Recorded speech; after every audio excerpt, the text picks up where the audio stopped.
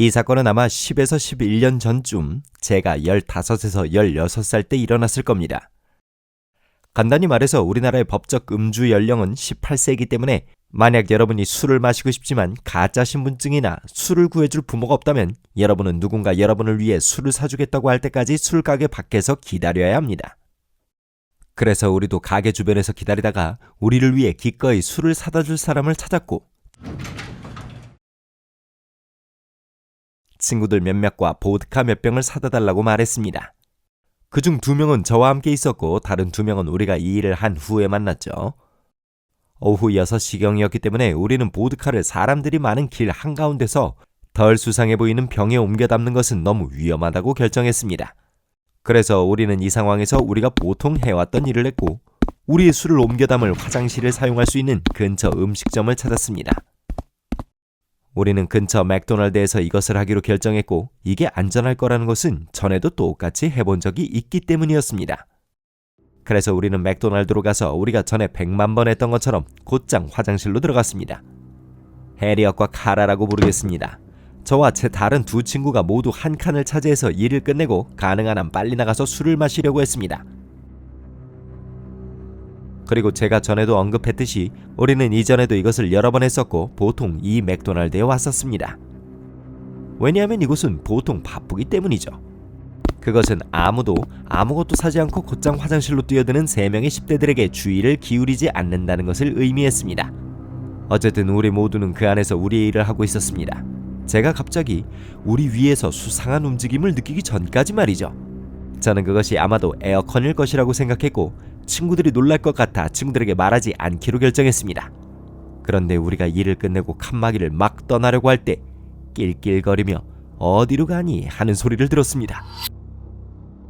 고개를 들었더니 30살쯤 되어 보이는 남자의 이마와 눈이 보였습니다. 그 남자는 천장에 있는 타일을 살짝 들어 올려다 봤습니다.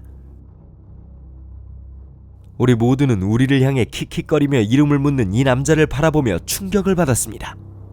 그가 앞으로 어떤 일을 할지 생각하면서 저희는 모두 충격에 빠졌죠. 왜냐하면 맥도날드 천장에 난데없이 남자가 있을 거라고 누가 생각이나 했겠냐고요. 전 그가 우리를 손댈 수 없다고 생각했고 그리고 또 저희는 10대였기 때문에 저는 그 남자에게 이 변태야 당장 꺼져버려 라고 계속 말했습니다. 하지만 이 남자는 그걸 즐기는 듯 보였고 여전히 천장에서 이리저리 움직이며 우리에게서 눈을 떼지 않았습니다. 제가 말할 수 있는 건 우리가 술을 다른 병에 따르는 걸 그가 봤기 때문에 누군가에게 알려지거나 부모님이 알게 되는 것이 두려웠다는 것입니다. 남자는 아직도 저희를 쳐다보면서 너희는 몇 살이니? 어디 사니? 너희들 음료수나 대마초를 하나 줄래? 같은 말을 계속하면서 여전히 머리를 실룩거리고 안절부절 못하고 있었습니다. 그리고 나서 그는 타일을 들어올리기 시작했고 우리는 모두 우리 위에 있는 이 사람과 함께 같은 칸막이에 갇혀있고 그가 우리 위로 내려올 방법을 알고 있었기 때문에 거기서 빠르게 도망쳐 나왔습니다. 우리는 밖으로 나와 우리가 무엇을 해야 할지에 대해 의논했고 저는 다시 들어가서 누군가에게 알리기로 결정했습니다. 맥도날드는 사람들이 많아서 문을 닫을 때까지 여자들과 아이들이 화장실을 들락날락 할 것이라는 것을 알고 있었지만 그가 우리 얼굴을 알고 있었기 때문에 저 같은 꼬마가 그를 감시하기 위해 거기 머무르는 위험을 감수하고 싶지는 않아서 직접 행동으로 옮겼습니다. 그래서 저는 직원 한 명에게 전화를 받느라 화장실에 오래 있었다고 말했죠. 끔찍한 거짓말이었지만 제 15살짜리 머리로는 너무 무서워서 경찰에 신고할 때 진실을 말할 수 없었습니다. 그런 남자가 나타났다는 데에 대해서 그들은 놀라고 화를 냈습니다. 남자 직원 몇 명이 화장실에 들어가는 것을 보고 그들이 어떻게든 할 것 같아서 저는 그저 자리를 떠났습니다. 우리는 여전히 그 맥도날드에 가지만 다시는 천장 아저씨와 마주치지는 않았습니다. 우리는 심지어 그 아저씨가 잡혔는지조차 확신할 수 없습니다. 왜냐하면 우리는 그 후에 그것에 대해 아무것도 듣지 못했기 때문이죠. 천장에서 여자 화장실을 내려다보는 소름 끼치는 남자에게 다시는 만나지 맙시다. 몇 달 전 부모님의 집에 개를 돌볼 겸 가 있는 동안 섬뜩한 일이 있었습니다. 강박관념에 사로잡혀 있는 ID 채널의 시청자이자 젊은 여성으로서 저는 그것을 편집증 정도로 치부했어요. 며칠 동안 제가 개를 데리고 나갈 때마다 우리 개가 갑자기 이전의 냄새를 맡지 않던 곳, 특히 집 창문 아래에서 냄새를 맡기 시작하더군요. 그 덕분에 거실과 식당 안을 들여다볼 수 있는 창문 아래에서 2개의 더 큰 발자국을 발견할 수 있었습니다. 그와 같은 시기에 전에는 본 적 없던 한 남자가 우리 골목을 왔다 갔다 하는 것을 보았죠. 그는 제가 보기엔 이상한 버릇을 가지고 있었어요. 저를 뚫어져라 쳐다봤고 지나가는 동안 저를 계속 쳐다보고 목을 돌리면서 제 인사나 미소에도 반응을 하지 않았죠.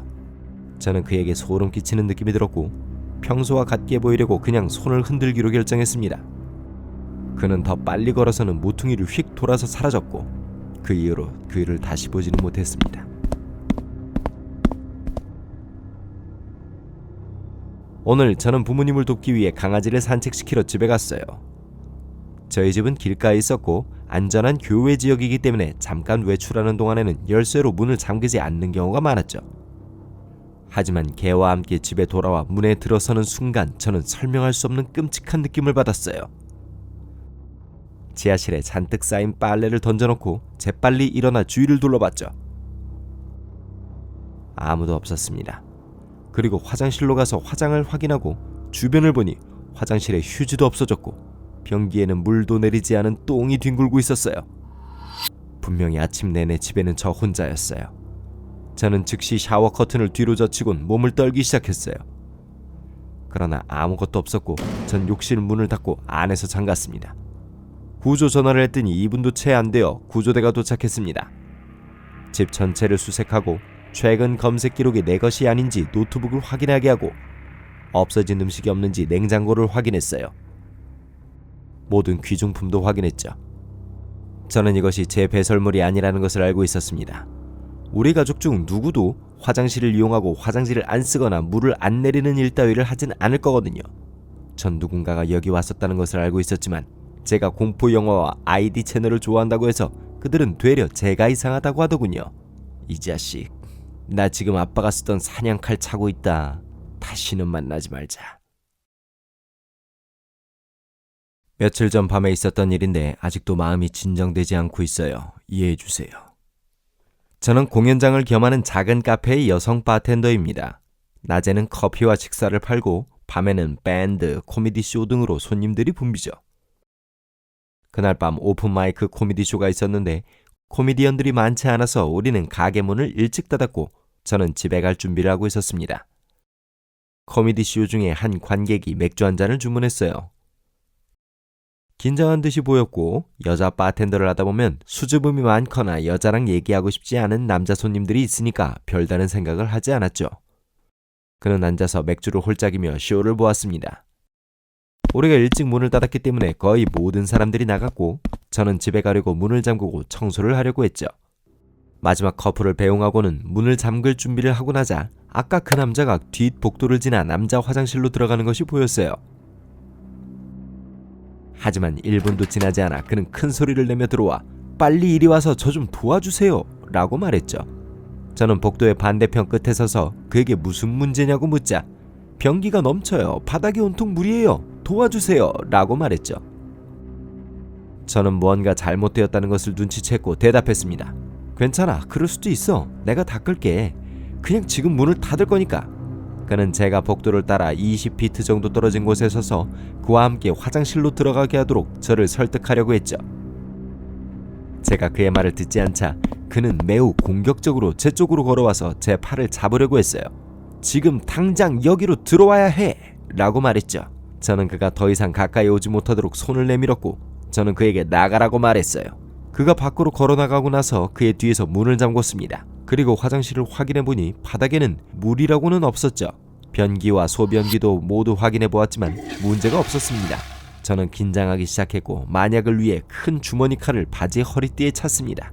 에스프레소 기계를 청소하고 술병에 도포를 올리고 있는데 탁탁탁 하는 소리가 났습니다. 저는 가게 앞에 정면에 커튼이 몇 개 덮인 큰 창문을 쳐다봤죠. 그 남자가 창문을 두드리며 저를 향해 손을 흔들면서 미친 사람처럼 웃고 있더군요. 저는 그가 문 쪽으로 걸어와서 문을 잡아당기는 것을 보았어요. 제가 문을 잠궈뒀기 때문에 열리지 않는 걸 확인한 그는 소리를 지르며 유리창을 두드리기 시작했죠. 문 열어. 죽여버릴 거야. 전 이 상황을 견뎌내야 했기 때문에 문에서 6피트 정도 떨어진 카운터로 걸어갔어요. 저는 칼을 빼들고 그를 똑바로 쳐다보며 소리쳤어요. 경찰을 부르겠어. 여기서 꺼져. 그는 미소를 지으며 밖으로 걸어나갔죠. 아드레날린이 다 떨어지자 저는 사무실에 틀어박혀 울면서 911에 전화를 했습니다. 제가 혼자 있고 한 남자가 저를 화장실로 유인하려 했고 제 술집에 들어오려고 했다고요. 하지만 1시간 반이나 기다렸는데도 경찰이 나타나지 않아 남자친구에게 전화를 해 와달라고 했죠. 매니저는 집에서 그 남자가 돌아오지 않는지 보안 카메라로 감시를 해줬어요. 저는 마감을 하고 바로 집으로 차를 몰았고 남자친구는 제 뒤를 바짝 따라와줬습니다. 제 남자친구는 저와 같이 출근을 해주고 제가 일하는 동안 매니저들은 감시 카메라를 주시하고 있어요.